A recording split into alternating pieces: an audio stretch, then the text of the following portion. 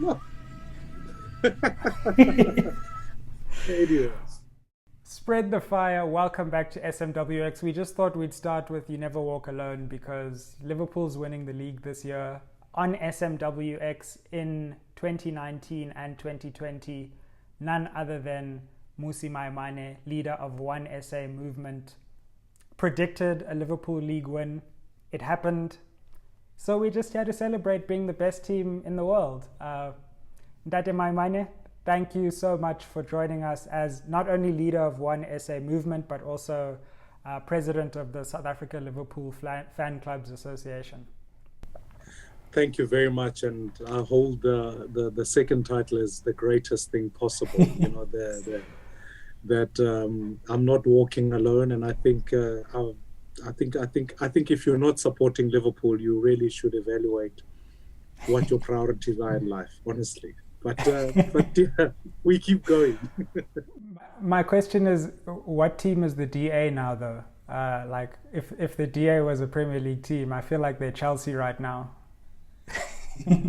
Well, Chelsea does have some stars, so yeah, maybe that's even a bit too. Sheffield United. Okay, no, I'm already veering off. I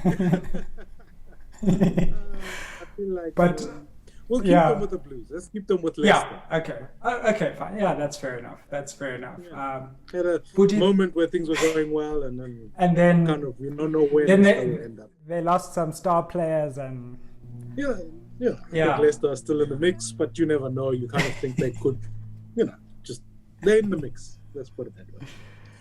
No, Buti, thanks so much for joining us again on SMWX. You've always been very generous joining this platform, even when it was but a young one. So really happy to have you back on the platform for our first interview of 2021. I'm being a lot more selective about the interviews this year, rather the best than just doing a lot. So it's really great to have you to grace us for the first one this year.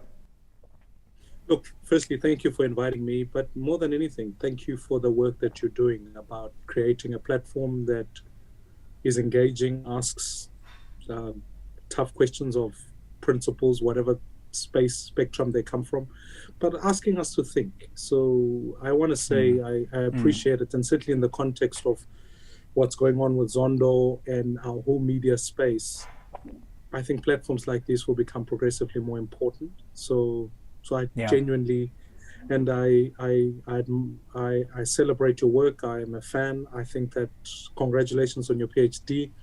I think it's good for as many South Africans as possible to be able to say we can really interrogate what we're about, and we've got something to learn from the world and teach the world. So thank you.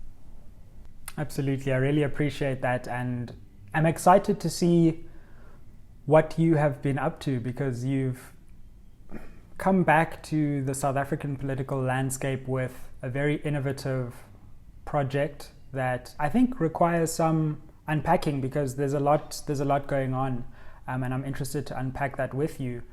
But before I get there, I just wanted to ask, because we last spoke when you were leader of the Democratic Alliance, and what was that process like when you not only left this important position on the South African political landscape, but also came to the realization that something new was necessary and you wanted to do something totally different from staying within the DA and actually building a new kind of thing? How did you come to that realization?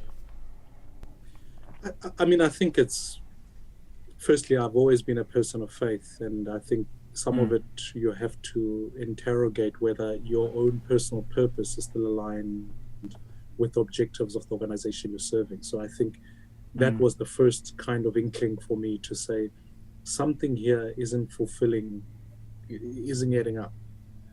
Secondly, I think there's the question of the current political system in the country. Understanding that so much of it has its roots pre-1994, especially amongst the two big parties, in the sense they both a maturation of something or another. And what that means is that in many ways its values were set pre-94 in a world that looks vastly different to a world today. And in a world that still defined our politics as, in some ways, white versus black, or black versus white, and the pursuit of freedom in that way. So liberation politics, as it were. And the definitions are always going to be racial in that. So it didn't offer anything that sought to project a future, and what kind of future do we do post-liberation, you know? And I think that was a striking thought for me, because it made me realize that the project I was engaged with, trying to bring South Africans of different races, of different gender, religious beliefs, but in pursuit of one centralized vision and values, was something that is a hard project, mainly because the hopes of one are often the fears of another, you know. So if you wanted to bring a clause like diversity, it meant that for some people it's a hope, but for others it's a fear. So that contestation became a difficult project to work, because so much of the generation of leadership still hankered for the project as they had it. And I think so there was that challenge. But I think thirdly, you know, the majority of South Africans aren't voting, and who are eligible to vote. It means one of two things: either they believe inherently nothing is going to change, so the old infrastructure remains the same, or nothing is engaging them. And I found politicians to become careerists. So it became really about people building their CVs on the political ladder, rather than in fact fighting for something. I sometimes have to think and ask myself, for many of the 400 MPs that we've got, on whose behalf are you fighting? And on whose behalf you're making this particular argument? And I think, so it came out of, you know, in very liturgical terms, I'd say, trying to put new wine in old wineskins. And in very personal sense, to say, we need a new fight, we need a new vehicle. And thirdly, to say, actually, politicians have become vastly distant from people. In fact, most people don't even know what politicians do. And I don't think that's democracy. So there's a part of me that says, we were trying to build something without even the COVID reality on the table.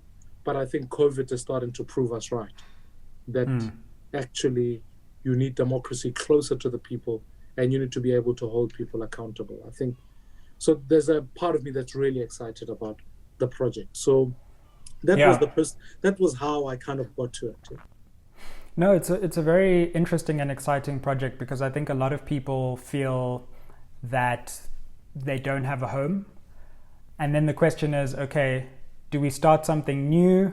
But then it just becomes like everything that's old. And so how do you do something new that's genuinely new? And I think you're probably the first person to try and experiment with a whole different model, breaking outside of political parties. And I think that model needs to be explained further, because it's really interesting and quite innovative. I don't think people have quite actually got the full scheme of what you're trying to do here, which I think is really, really quite innovative. So let's try and unpack that. One South Africa movement is pitching itself as an umbrella movement for independent candidates, but not a political party. Flesh out a bit for us what that looks like in practice, and how that's different to a political party, and also different to just a group of independent candidates acting autonomously. Sure. And I think the best way I can explain it is the distinction between traditional bus transport systems and Uber.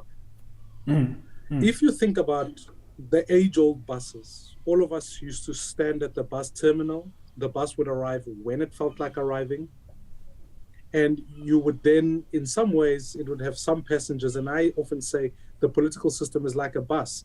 It's got a driver. You might like the driver, you may not, but you don't really get to choose the driver. The driver's chosen for you. You kind of pay your fare. They take you to a preset destination that they've decided. And the bus goes further on with only a few people who know what's going on to their own destination, and it's profitable only to a few. And I think that's what political parties do, right? They arrive once every 5 years, they tell us lofty ideals, and then subsequent to that, we kind of sponsor their fuel with our votes, and off they go to a destination of their choice. What Uber does is that it says, we will give you a set criteria of standards. You decide, you can rate the driver. The driver will arrive when you say they must arrive. And more seriously, the destination is set by you. Now, why that's important is as follows. Is that firstly, I think South Africans want pretty much a social democratic society. They know what freedom looks and tastes like. Most people actually only just want a job. They want to be safe. They want to be included in the economy. And fundamentally, South Africans believe in a non-racial vision. That's what they want. So the job of any person is to help people achieve their destined dream. Whereas political parties tend to sometimes superimpose that back to people in ways that sometimes are not correct. Secondly, mostly they also drive in the opposite direction that they say they're going to as well. But yeah, correct.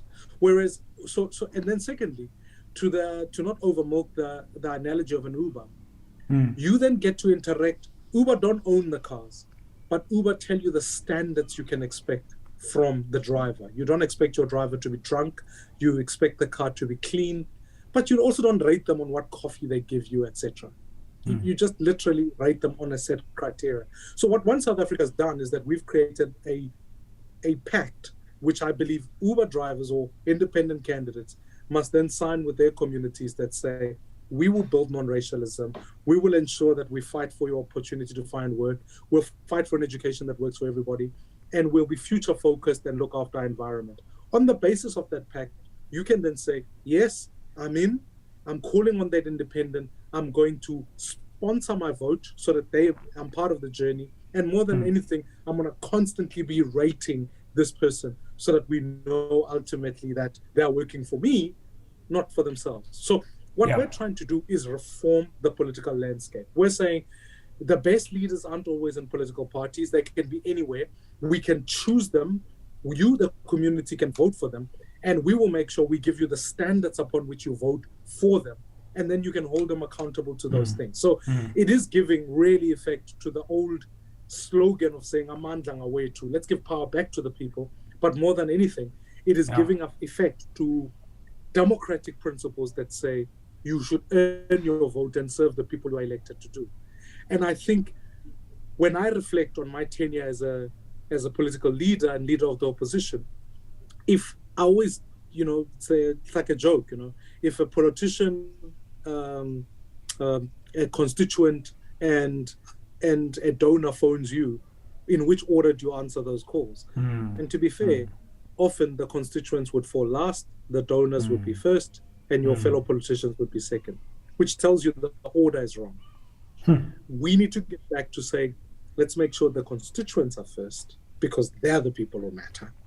Let's, if you want to strip away the money problems of politics, let's get people back to their communities.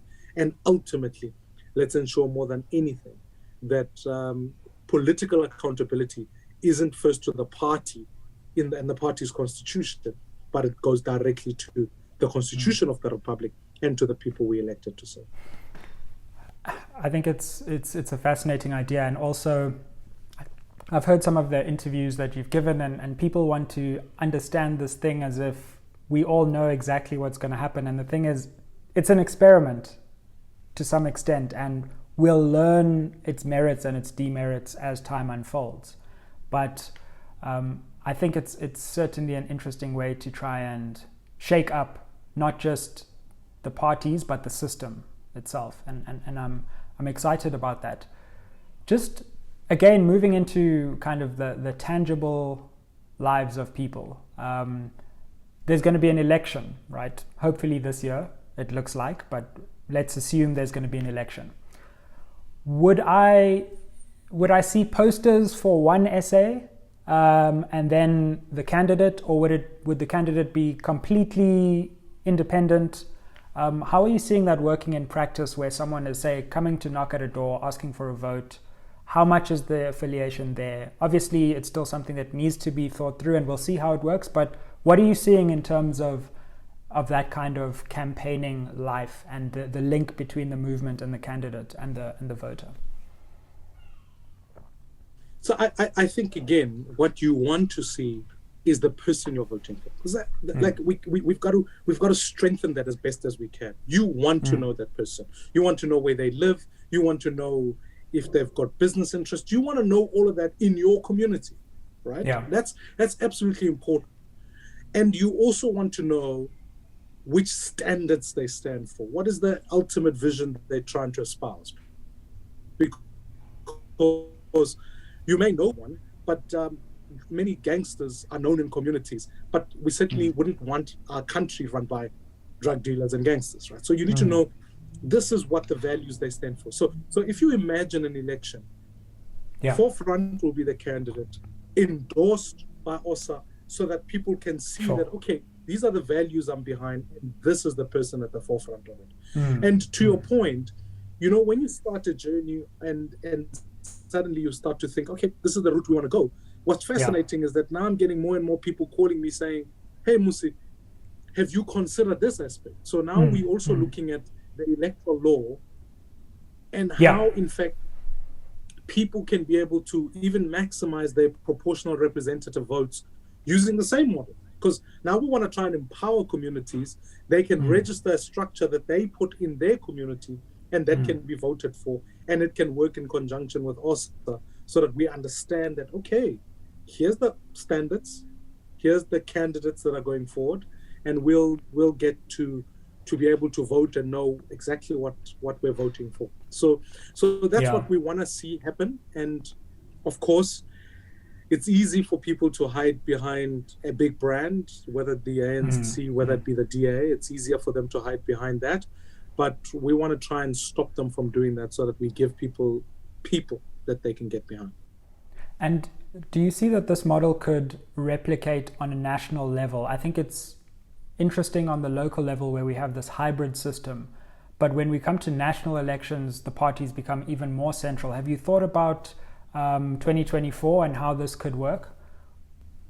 Well, the great news is that in 2024, the Constitutional Court has issued judgment to say the electoral law must be reformed. And we've already drafted a new act. And as part of that act, we wanted to say in that act, we want to make sure that part of the electoral law moves us into constituencies. Secondly, that every party must declare who their candidate is. Thirdly, that ultimately, and we've worked out that when someone stands as an independent, you can directly vote for them, and they can use some of the proportional mechanisms that are in place.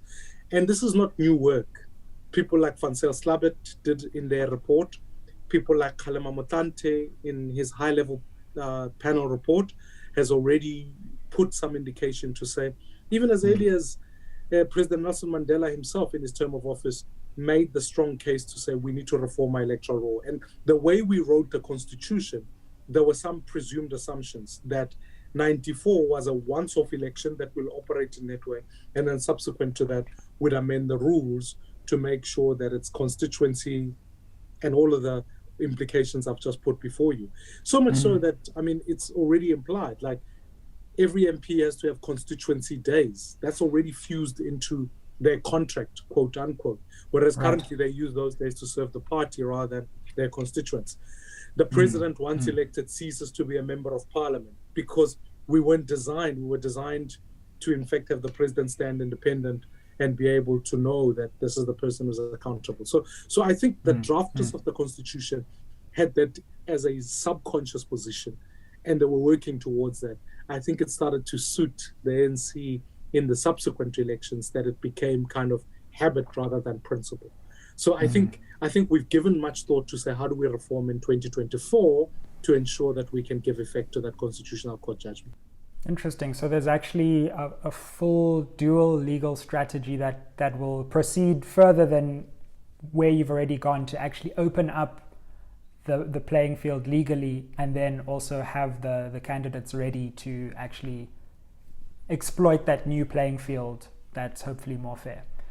No, that's an interesting one. I mean, like, you think of the National Council of Provinces and you think, I mean, a directly elected upper house, which could still represent geographical areas, would just be, I mean, a totally different ball game. Instead of this thing that nobody even understands what it does, nobody knows who the NCOP members are.